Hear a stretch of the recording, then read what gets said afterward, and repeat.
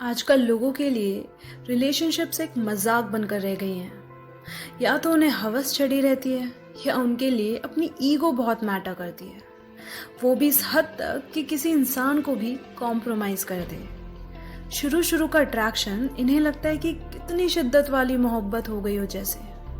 ना तो किसी इंसान को जान पाते हैं और ना समझ पाते हैं, और बिना सोचे समझे रिलेशनशिप में आ जाते हैं।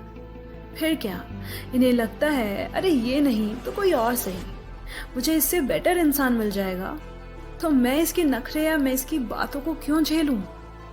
ये एटीट्यूड हो चुका है लोगों का, और इस एटीट्यूड के चक्कर में लोगों को फॉर ग्रांटेड लेने लगते हैं। यार, जितना आसान रिश्ता बनाना होता है ना, उतना ही मुश्किल उसे निभाना होता है।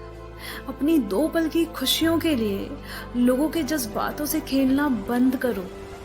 अगर सच्चे दिल से किसी को चाहते हो तभी बोलो, वरना नहीं।